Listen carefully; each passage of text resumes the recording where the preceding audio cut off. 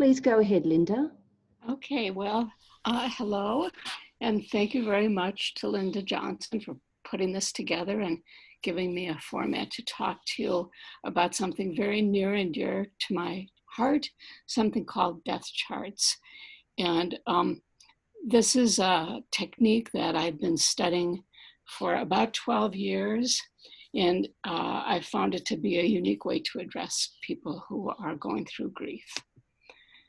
So a death chart is something that's like a birth chart. You use the same three date, place, and time, the three specifics, and you use your computer program and you go ahead and create a chart. And I found that this chart is able to give people a great deal of insight as they're going through grief.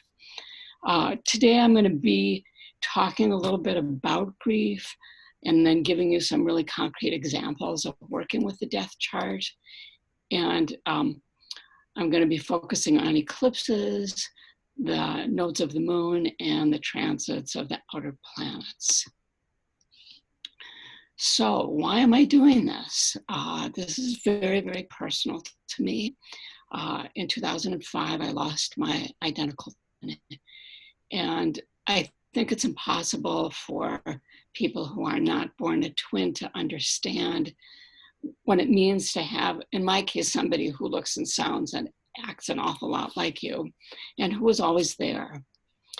And so it was a huge, huge, terrible shock, even though the experience of her dying was probably about as good as a person can have. It was peaceful, and she was surrounded by people she loved, and she was at home. So sometime after she died, being an astrologer and having practiced astrology for 35 years, 30-some years at that point,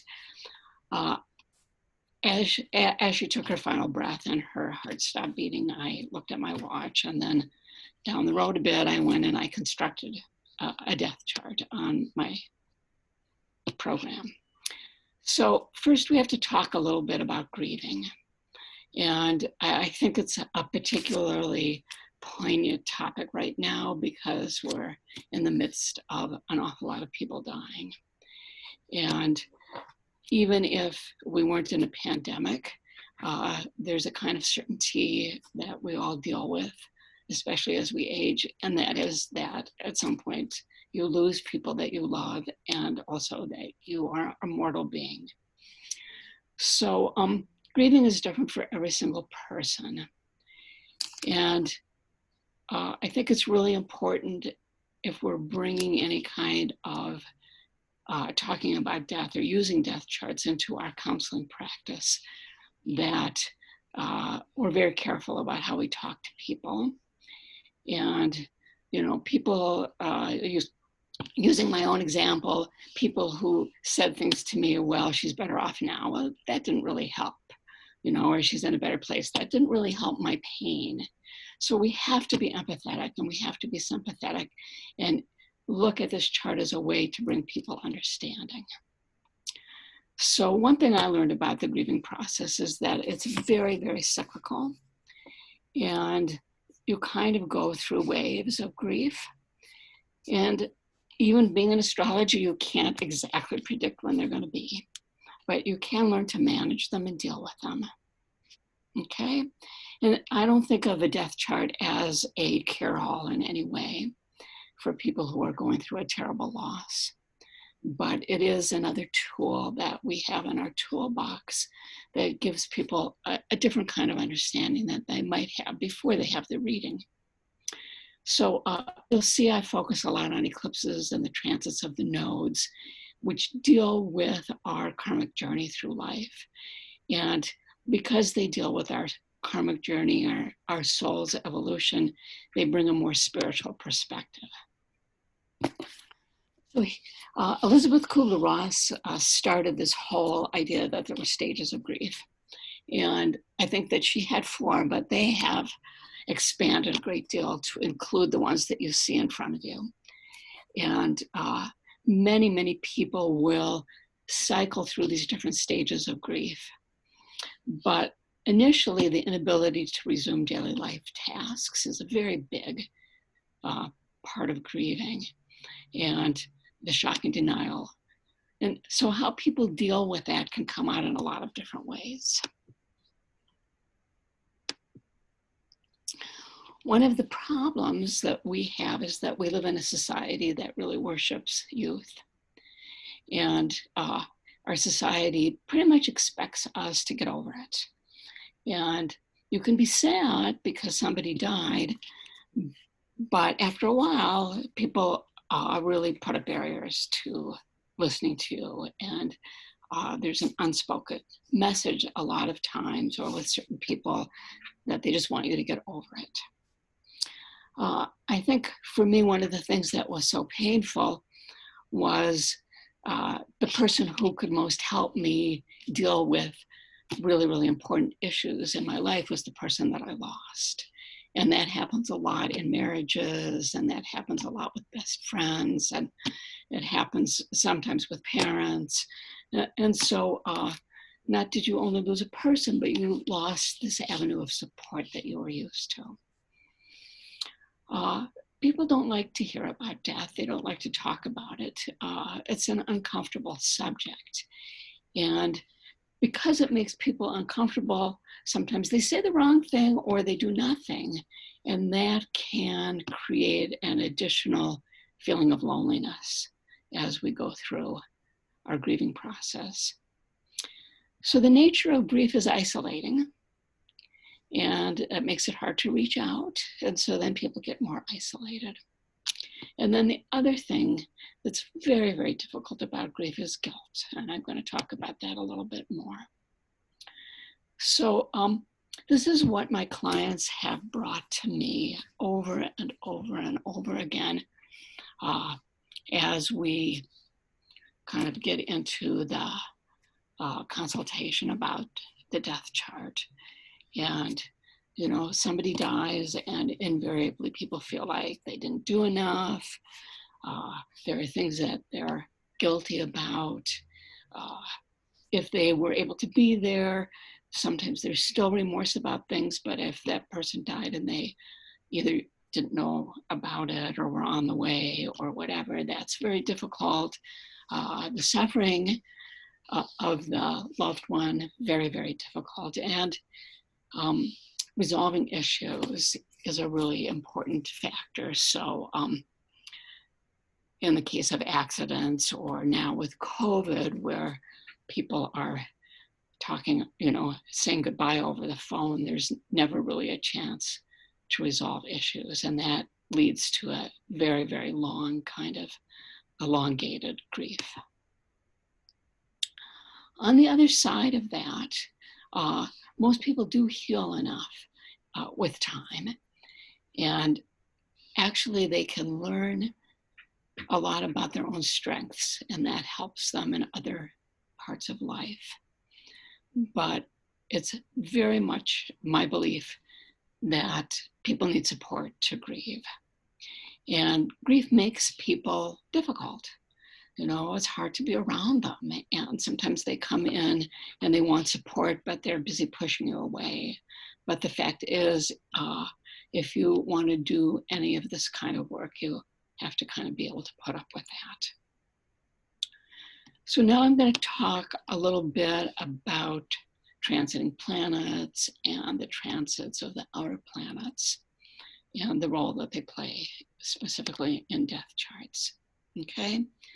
So one of the things that I will show you in a little bit, we're going to get to charts, is that these planets that we're going to talk about will go over the angles. They'll also contact the personal planets. And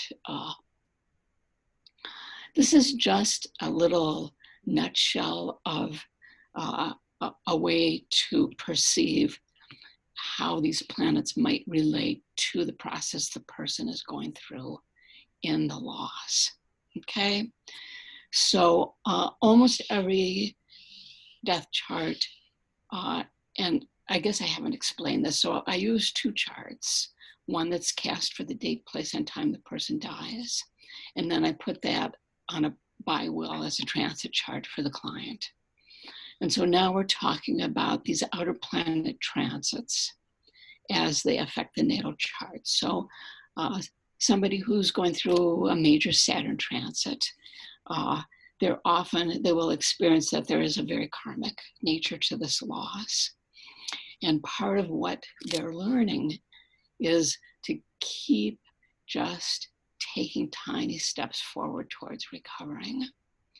And that at times, time is their enemy, and at other times, time is their friend. But Saturn makes us very, very aware of time, and very aware of endings, and very aware of the fragility of life and our own fragility. And sometimes Saturn can bring resolution with it. People undergoing a major Uranus transit will be pushed into a kind of individuation, and they'll be pushed into really learning about their own independence, whether they are ready or willing. It really is this energy that pushes people towards freedom. The Neptune transit can help people learn to be more open and trusting with their connection to the person who's gone.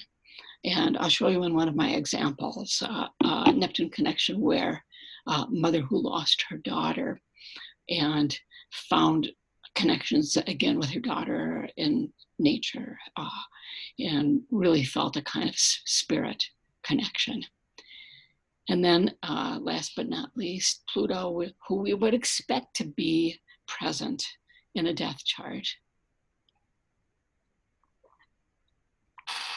And Pluto really, really creates what I think of as a dark night of the soul, or an upheaval of the soul, where the person is really kind of shedding all of the inauthentic parts of themselves and learning to live in a more kind of honest way.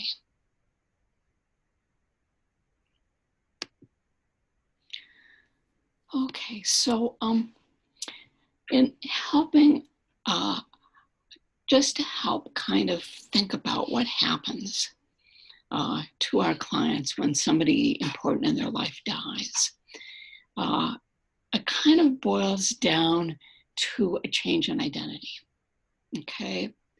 So if you lose a parent or both parents, suddenly you're an orphan. Maybe you lose a sibling and now you're an only child. Maybe you lose a child and now you're not actively parenting.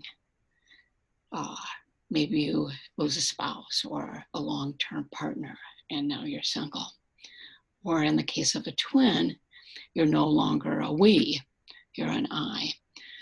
So this identity crisis is a very, very real thing, because we get anchored in our lives by the roles that we have and the people that we love. Then every death forces us to face our own mortality. So particularly with twins, twins are born together, and here you are now, outliving the person that you thought you'd grow old with.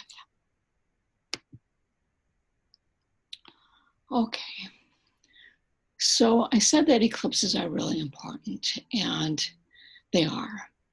And I'm kind of assuming that everybody here has access, whether it's on your computer program or just finding online sites where the eclipses are listed. And I work primarily with solar eclipses, not in my practice, but in death charts. And one of the reasons that I think that eclipses are so important in death charts is they do have to do with endings and beginnings, and they have to do with things that emerge from the shadows. And eclipses are really major turning points when they align very, very closely to personal planets or angles in people's lives. And they seem to have a very faded quality, because often people experience things over which they have no control. I started studying eclipses in the 80s, before really they were as used as they are now. And I kind of use them in a 6-month applying and a 6-month separating interpretation, but I know that eclipses can create a hot spot or a hot degree in the chart that will reverberate over a long period of time. And I think that eclipses are really potent kinds of energetic force fields that create changes and changes in life direction for people. So I'm going to start by talking to you about something that's my personal experience. And this is where I started my journey. My twin's name was Luann, and you see a copy of her death chart. And we're going to start here on the ascendant with the south node. Okay, so there's the south node on the ascendant. And the ascendant's in Libra and is ruled by Venus. And at the moment that her heart stopped beating, Venus opposed the moon. It was a full moon, and Uranus was there. Okay, so the south node is a point that, in my understanding, has to do with unfinished business from the past. And my twin left right at the point of finishing a cycle of unfinished business. And through my healing process, I kept coming back to this kind of nodal importance because I wasn't ready to lose a twin, but this indicated to me that the cycle, this was a completion of a cycle for her. And the fact that Jupiter was so close to the node seemed also very important because Jupiter leads to expansion. And like I said before, being surrounded by people who really love you, who are saying, go follow the light, dying probably isn't often as great as the experience, very, very expansive experience for everybody who was there. At the moment, the Sun and Saturn were in a very, very exact conjunction, also opposing Chiron, very exactly, okay, on the angles, the midheaven and the IC. Okay, this Saturn and Leo, you'll see in a minute, began both of the twins' second Saturn return. And so for my sister, her Saturn return was about completing a cycle again, and my Saturn return was learning about grief. It seemed like time stood still, and Mercury was stationary. And I think when you're in extraordinary circumstances, there is this change that we feel about minutes stretch into hours, and sometimes hours collapse into minutes. And that was very much my experience. The bottom of the chart is a symbol for family and our sense of belonging, and there was a wound and a healing going on there. So as time went by, a friend of mine said, maybe you should think about Luann's death chart as a new birth chart for you. And I'll just give you one little short example. I'm a person who is mediumly disciplined, or was mediumly disciplined in my life. Struggled with discipline, I would say. And after my twin died, it took till 2008, so 3 years, I started writing. And I did write a book. And I learned to work on writing every day, which was brand new for me. And I became extraordinarily disciplined, Sun-Saturn conjunct in the 10th house in a way that I never, ever had been able to be before. So here's the first example of using this now as a transit chart. And I'm going to start by the eclipse that happened in April. So Luann was diagnosed in very, very early March of 2005. And the eclipse was at 19 degrees Aries. So in the second house, it was coming from the second house and squaring both of our Venuses in the house of health. Okay, so the second house, there wasn't anything specific. I mean, more for my twin, because once she was sick, she stopped working, and that changed her financial situation right away. But this Venus in my 6th house, a previous eclipse, I ended up getting unexpectedly very, very sick and having to be hospitalized for a period of time. So it's kind of a bit of a hot spot in my chart, which I know about. If we go over here, we'll see that Neptune was on an angle, the ascendant, and it was activating a Moon-Pluto conjunction in my natal chart. And I didn't know then, when I started studying the chart, that studying death charts would lead me into a new spiritual direction in my work, doing death charts for other people, which I believe is part of this natal inheritance. Okay, here we have the second Saturn return for both twins. Transiting Saturn is applying to the natal Saturn, but it isn't that far from leaving the natal Venus. And Saturn transits to Venus are associated with the loss of a loved one. Uranus was going through Pisces and making an opposition to my sun.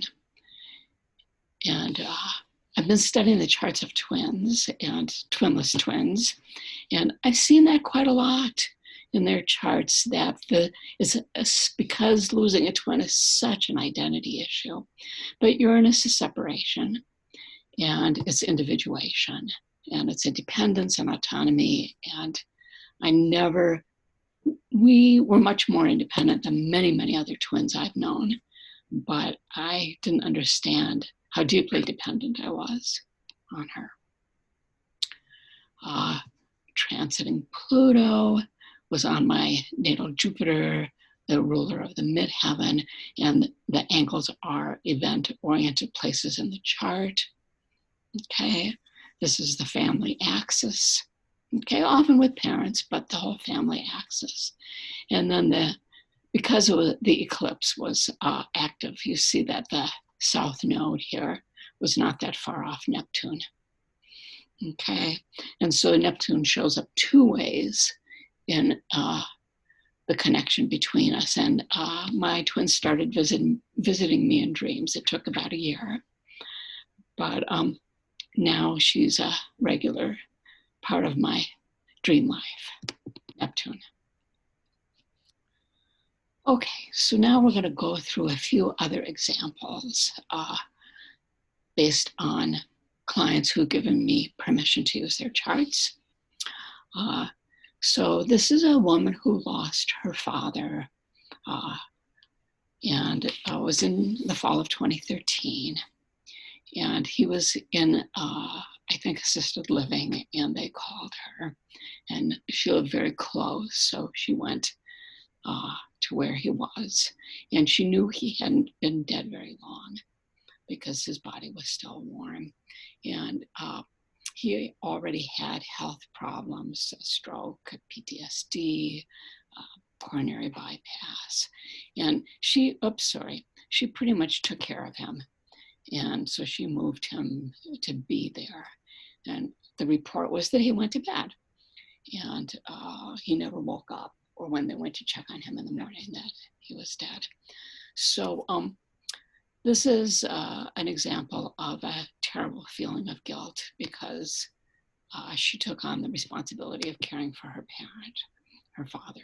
Okay, so this is the chart that's constructed for the moment that he died. And you'll see that Scorpio is on the ascendant. And again, we have a node. This time it's the north node. But there's planets grouped around the ascendant, the moon, the node, and then in the first house, Saturn and Mercury. Okay? We go to the ruler of the ascendant to get more information about what was going on. And we see that Pluto's in the third house squaring Uranus. So that's a kind of sudden, unexpected, and sometimes cardiovascular event. The north node, I want to go back to the moon rising and then the north node rising. So if you look at these two parts of the chart, they are making trines to the other planets and water signs. So the moon and the north node are trining Pisces, Neptune, and Chiron. And I talked to my client about a peaceful passing, even though it was fast and unexpected. Water signs tend to just kind of swim into the etheric or the unknown. And the moon just going into the 12th house, there's a connection with something universal happening. And the north node rising, there's a connection with the soul's path forward happening. Okay? There's, again, the water signs in the first house. And the Saturn Mercury, you know, that's a little bit of anxiety, but it's trine Jupiter. And so I spent a lot of time talking with my client about the fact that I think he just relaxed into this experience. And the last thing we talked about is that his Venus was opposing Jupiter. So it was in Capricorn, and maybe he was a little lonely, but sometimes people experience Jupiter as, again, an expansion of some kind. Okay. So the last thing is the death chart. Sun is square Neptune, and Chiron as well.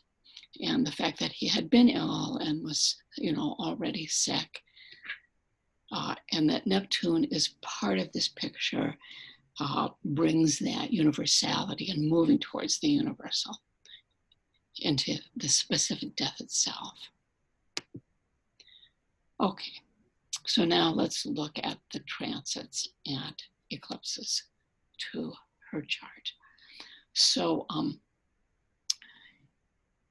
he died in November of 2013. And the May before that, there was an eclipse at 19 degrees of Taurus. And that's right on her nodal axis, Taurus and Scorpio. And it squares Pluto and Chiron both. Okay? So, you know, somebody coming to see an astrologer with then an eclipse in November, this is the 3rd, so just a few days before, a couple of weeks before he died, at 11 degrees Scorpio, right close to her moon and descendant. So somebody coming to see an astrologer before that, we would say that here comes a karmic event. Here comes an event that deals with the Taurus Scorpio part of your chart. And that has to do with holding on and letting go. And that has to do with finding the balance between the material and the otherworldly.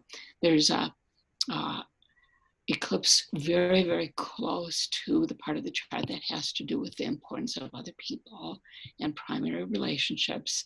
At that point, this client did not have a partner, but was taking care of her dad. That was a very primary relationship. So the other Scorpio planets are aligned with Neptune in the client's chart. And so this suggests that part of her experience is to get more in touch with her faith. And look for ways to believe in something beyond the material plane. You can see here's the south node on her ascendant, the death chart. So her dad's south node. And we just did an approximate time of birth. Very, very close to her Ceres, she'd become the caretaker for her dad. And there was a completion that happened at the moment of his passing. Okay, we did this. Transiting Saturn, it was going over her moon and squaring her Chiron. And unexpectedly, Pluto trining her ascendant.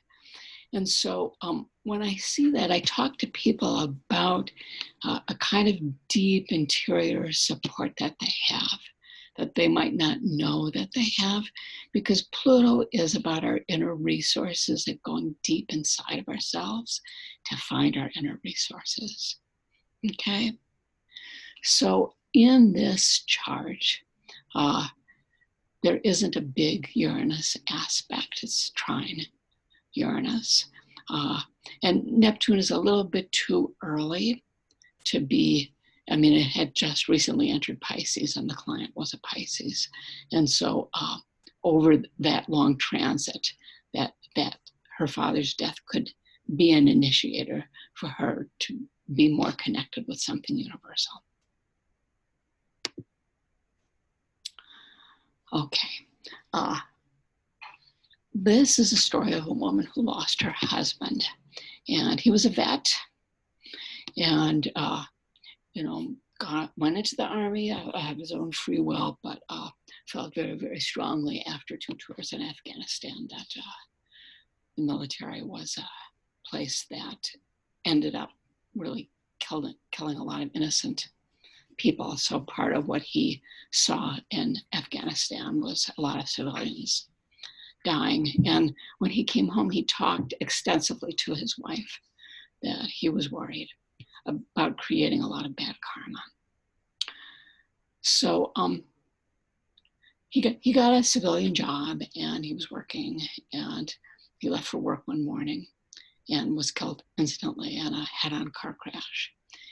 And my client said that the strangest thing happened that morning because they said goodbye and he left for work. And then like 10 minutes later, she thought, oh, what's he doing back in the house? She heard the door open. And when he didn't come in, she knew something had happened. So this is an example of a highly intuitive person. We'll see her chart in a minute. So here's the death chart for her husband. And we're going to start, this happened in 2010. And at the beginning of that year in January, there was an eclipse at 25 degrees of Capricorn. And then there was an eclipse that summer at 19 degrees of Cancer. So if we look at 25 Capricorn, that's right up at the top of the chart. Oh, this is going to be really relevant in her chart too. And if we look at 2019 Cancer, we'll see it's here very close to the nodes, which you would expect. Okay. In the death chart, we have Taurus rising ruled by Venus. And we go to Venus. Hello, Venus.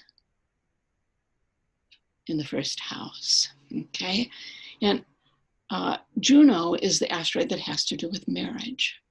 So Venus was not rising, but getting ready to rise. And this is somebody who lost her husband. And I don't think that there are accidents. So here it is in the chart. Okay. When there isn't a planet on the ascendant, I go to the planet that has just risen. And so we see the sun here, so the sun can symbolize, the client, but a really, really important person. And the sun is in a minor difficult aspect with Saturn. But Saturn opposes Uranus, and that was a very, very sudden, unexpected as accidents, car accidents always are. Mars was also in a square with the sun. Okay, it was a crash. In the death chart, there are a group of planets in the 8th house, which, you know, I mean, it's there, so we can mention it, but there don't have to be planets in the 8th house. And there's a Moon-Pluto conjunction and a nodal conjunction with the moon. And so this is, again, in my way of thinking, it adds a kind of intensely karmic energy that has to do with Pluto. So Pluto sometimes will have to do with all kinds of feelings that are suppressed and pushed underground, and very difficult, deep emotions, which she said he had been going through since he came back. So it's interesting that it shows up in the death chart. Oh, where is that chart? Oh, here it is. Okay. So this is the two of them together. Okay. So now you'll see that the planetary axis of the eclipses, the Capricorn, Cancer, is very, very close to her ascendant, descendant. Okay, especially the 25 Capricorn one. And also very close to her nodal axis, 25 Capricorn. She was born with 29 Capricorn. So every 19 years we have a nodal return. And it's a symbol of kind of moving on our evolutionary path, where we've completed one part of that cycle and we're moving to a new one. So this was a way to begin a discussion with her about her soul and her soul's path and the evolutionary path of her soul. Okay, you see, as that eclipse was coming, there's the nodal return. Transiting Saturn up here in the 11th house in Virgo was squaring Mars, Venus Mars. And so her Venus Mars, those are symbols for the person that you're in love with in the chart. And we've seen Saturn by conjunction. Now we're seeing Saturn by square. It isn't universally an indication that the relationship is over. But sometimes it indicates that. It isn't a universal indicator that there's a death, but sometimes it indicates that. Okay? And here, not too far away, we have transiting Saturn going over Pluto. So those are both completion energies. Okay? In this death chart, you'll see that Pluto was on her natal Jupiter, which was also true in the death chart for me and my twin, and I didn't talk about it then, so I'll talk about it now. So Jupiter does talk about your basic belief system. And when somebody dies, your basic belief system is really shaken to the core. And, you know, I think it's very different for every person, but I've seen this enough transiting Pluto, aspecting a Jupiter, where I think, wow, this is part of that identity crisis that people go through. Then Uranus was kind of out of orb by transit from the moon, but it's opposing Pluto. And I would say because Jupiter was close to the moon, that there was, you know, that's part of that unexpected quality there too. Okay.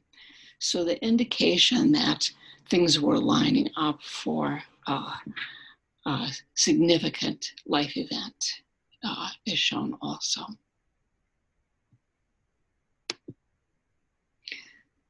Okay, there's a thank you to the vets. Okay, this is an example of a young woman who lost her grandmother.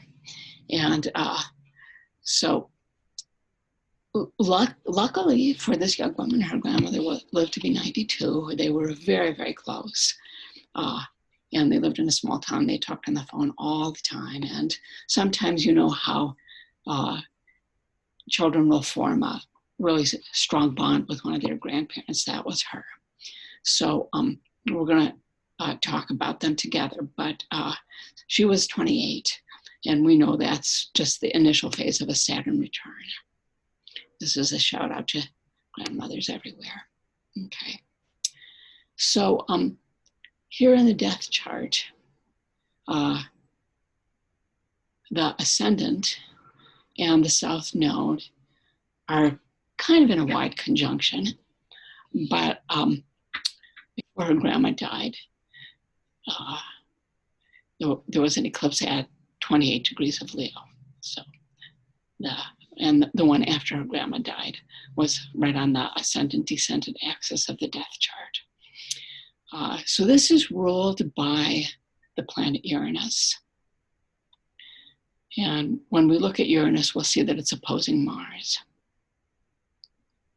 So I have a little bit of a funny story because I got the call and I got all the information, and actually it wasn't a call, it was all online. So I just knew the information. And so I looked at the chart and I thought, wow, Mars, Uranus, you know, like heart attack or car accident. So in fact, it was a car accident. And her grandmother, 92, and her grandmother's younger sister, 91, had gone for a drive. And it wasn't their fault, apparently, but it was the sister was okay, the grandmother wasn't. Okay, so Uranus opposing Mars is one of the signatures for this chart. And Pallas was in there too, and I thought maybe that was the sister, you know, they did a lot of stuff together. The south node we talked about, the first planet that rose, again, unfinished business from the past being finished, and Neptune square the sun. So here's the planets in Sag with Neptune in the first house. So that indication often with Neptune that the person is really quick, I think, to kind of move on and move into the universal flow of energy. So the client, you'll see that the nadir and the midheaven are totally in alignment with the eclipse. So not only was she about to start her Saturn return, but the eclipse triggered the nodal axis, which, you know, we think has always to do with family. A lot of times can have to do with parents, and in this case had to do with grandparents. Okay, transiting Uranus was going over the Sun-Venus conjunction, and there we have the loss, again, of a tremendous support. They talk to each other every day, and a push towards independence for this young woman to stand on her own 2 feet. The Pluto was on the, Scorpio was rising and Jupiter was rising for the client. So there is a kind of Jupiterian expansiveness, not right off the bat, but again, her finding ways to be resilient is part of losing her grandmother, whether it's obvious in the moment or not. And then Pluto conjunct Saturn transiting the moon. Pluto, come over here, you Pluto. Here's Pluto. Oh, okay. So Pluto in Capricorn, pretty much finishing up the transit to Saturn, but definitely in an opposition to the client's moon. So whenever we have these slow moving, very difficult transits to personal planets, there is some kind of having to go deeper into who we are to discover our own resilience. And certainly for my client, her whole feeling about her family changed without her grandma being in it. Okay, so this is the last story. I brought this up earlier. So this is a client who found out when her daughter was 10 that she had brain cancer. And they did everything they could for 4 years. And eventually the brain cancer won. And my client felt very, very connected. And now let's just go right to the chart. So let's look at the death chart first, but then we'll look at the connection between the two of them, okay? So she died in August of 2010, and there was an eclipse in July at 19 Cancer. And that goes through the 2nd and 8th. And it isn't that, you see the nodes, well, they weren't that far away, right? But it's, the degrees are squaring the Venus-Mars in the death chart, okay? They're more important in the client chart, but they show up in the death chart. So here in the death chart, we have Sagittarius rising. And when we find Jupiter, it's conjunct Uranus and opposing Saturn.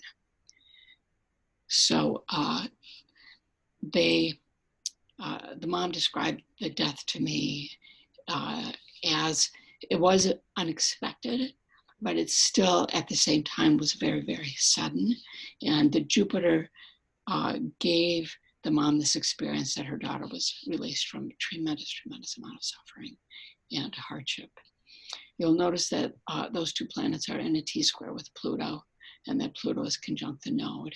And so this is a death chart that talks about just this tremendous kind of hardship that the person had been enduring.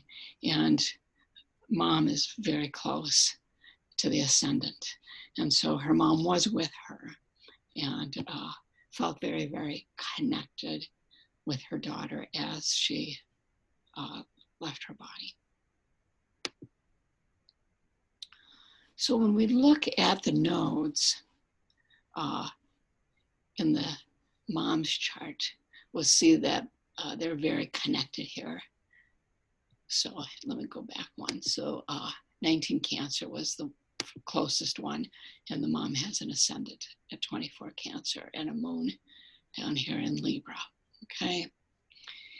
If we look at the transits, Pluto had gone over her Saturn, and Saturn was, sorry, I'm moving this thing around, maybe I shouldn't so much, but here's Saturn. Saturn is going over the node and the angle of the chart, okay, within a couple degrees. And so here we are at another kind of family point, planet of completion,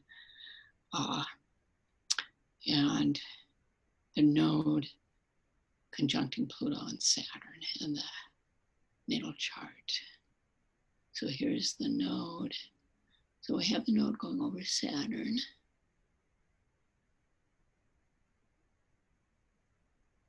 Transiting node. And Pluto, okay, we're here in the 6th house. Okay, so they're going over Saturn. Jupiter's up at the top of the chart and very, very close to the mom's south node. And as I described, the kind of public experience for her was this huge kind of support and a real sense of relief. She pretty much had been consumed, as one could imagine, for 4 years with her daughter's illness.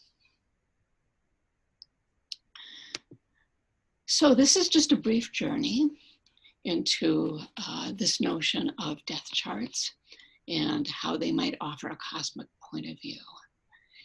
And people really misunderstand this whole study and sometimes think it's about predicting death. So I always make it very, very clear that it's not.